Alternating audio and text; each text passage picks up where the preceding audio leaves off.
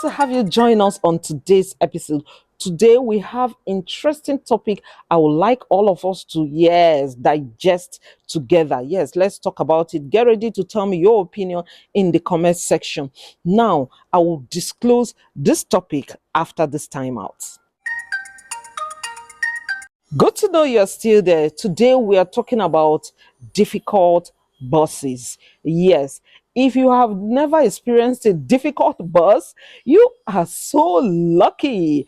But if you have seen someone that have experienced it or you have experienced it yourself, you will know it's a very serious issue. Yes, you will know it's not a child's play. You need to up your game and you are always at your best behavior because every little step or every little mistake you make will be used against you. Having a difficult boss is only but natural because we are not wired in the same way. We tend to agree and disagree, and naturally, we have wicked, very wicked, and mean people in our midst. Yes, on this earth, yes. It could be anything that might have happened in the past in their life that have changed them to become this type of persons, or they grew up, this is just who they are. But as a worker, as a colleague in the office, you must learn to work with them. That is why I am here to share some tips with you on how to work with that nasty boss, for lack of words. One, what you should know working with such a difficult boss, or let me just put it like this, a boss who does not like you, because the emphasis of this video is that nasty boss who does not like you in particular, because we have people who are mean, we have people who are mediocres, we have all sorts of bosses, but yet they will tend to love one particular person, or that particular person will tend to, that there will be one particular person that will love them. Me, I am talking about when somebody, that nasty, cruel, wicked boss hates you in particular. First of all, you must ask yourself, why does this person hate me? And I really appreciate the fact that there could be, yes, no reason for hate. It could just be that they just they don't just like you, or they are envious, or they are jealous. Somebody will be wondering, how can a boss that is supposed to be higher, that must have attained a better position in life than you, be jealous of you? But it does happen. Jealousy can be in the littlest of things. It could be how you change your hair every week, and he or she has responsibilities and cannot do the same, or how you are rising in your career and he or she knew how he or she was crawling to get to this level, and you are moving pam very fast. Yes, is enough to breed jealousy.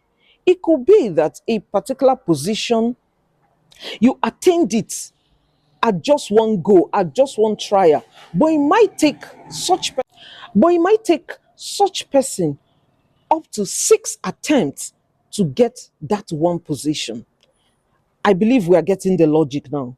That is enough to breed jealousy. That is enough to breed envy. So that's why I want to acknowledge that sometimes you may not really have done anything in particular to this mean boss, but he or she just hates you and is after your life. That's the bitter truth here. But whereby you could recognize that, okay, maybe this is what is making this person hate me, or this is what is making this person turn against me. If it's something within your power to change, you can change that. Take, for instance, what I mean. If you're the type that kind of changes the office, and you know that this is beginning to, offend or piss off that mean and cruel boss, how about stopping that attitude? It will go a long way to change the person's perception and to love you back. But in a situation you have done nothing, It's so sad. I'm so sorry. There's nothing. You just have to live with it. At this point, I would advise you to wear the garment of patience. Yes, you need to wear the garment of tolerance, because this person will go out of his or her way to take you down. Yes, they will go as far as criticizing your work, even when the work is almost perfect, because nothing is perfect in this life, almost perfect. They will say you are a mediocre, you don't know this, you can't do this well. And in your office, yet you are the only person they can trust with that tax. Yes, it's obvious. I don't know why you should be angry. For me, I've experienced it and it never made me angry, because I knew my worth in the job.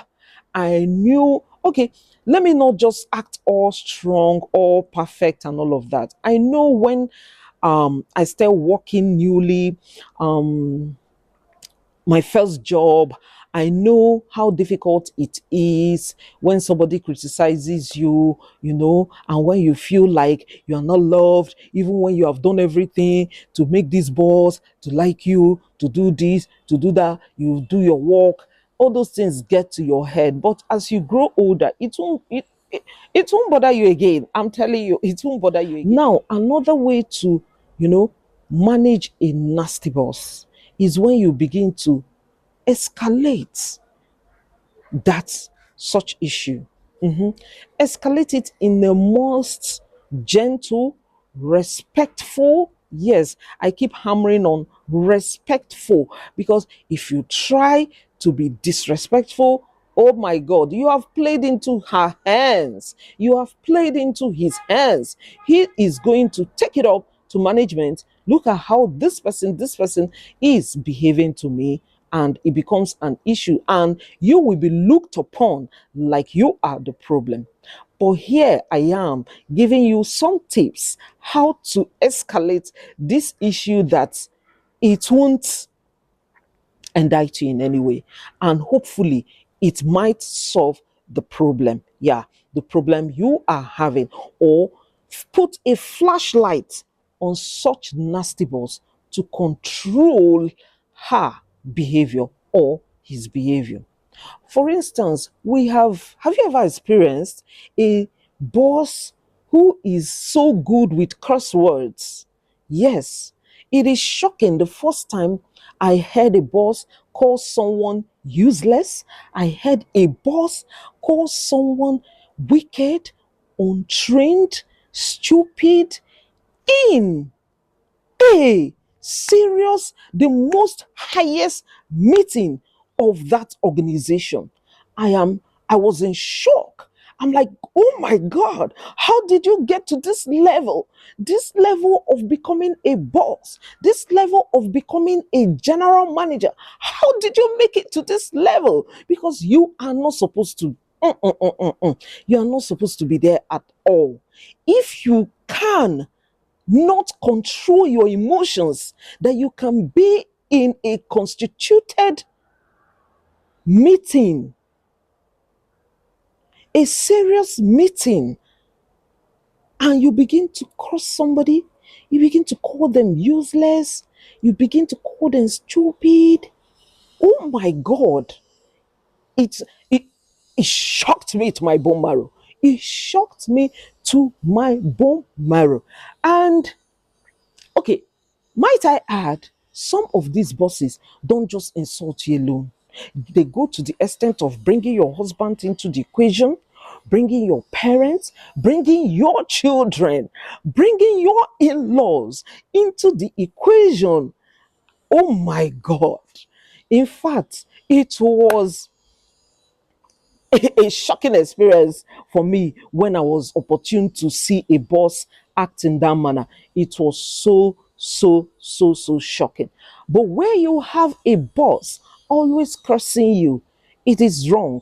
To the best of my knowledge, they are not supposed to use foul language on you. Yeah, they are not supposed to use foul language on you.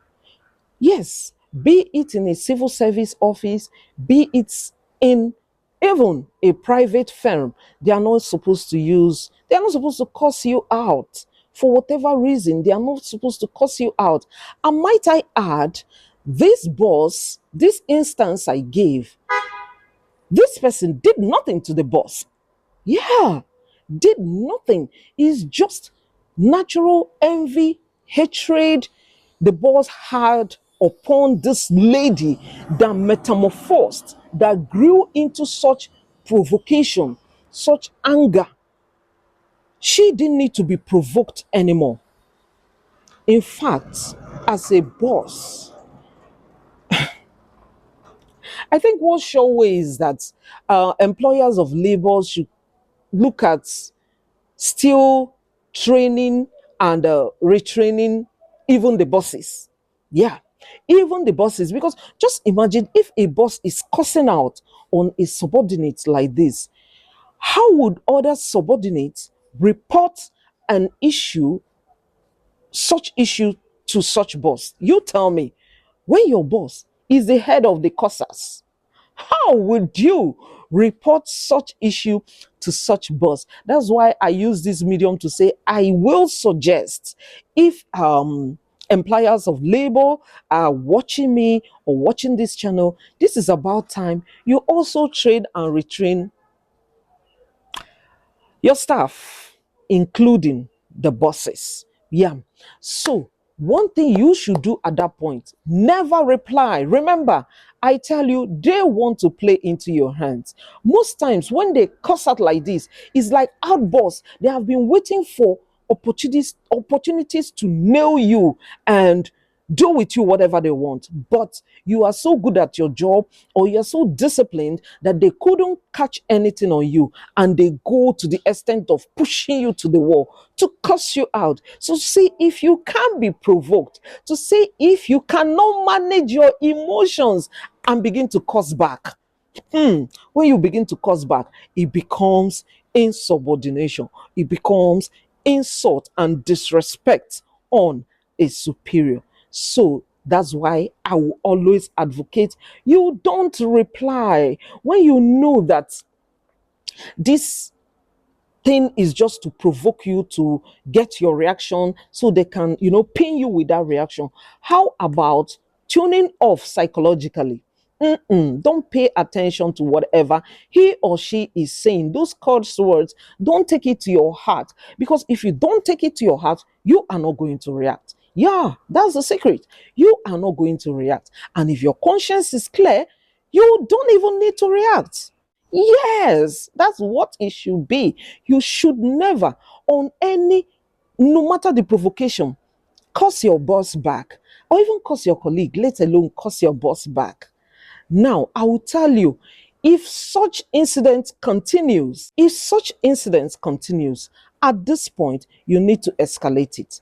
If your boss still has a little bit of manner, a little bit of decency, you might go to her office and, talk it out with her.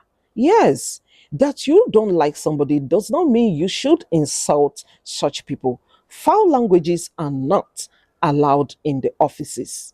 Yeah, you remind such boss in the most respectful way that this is that.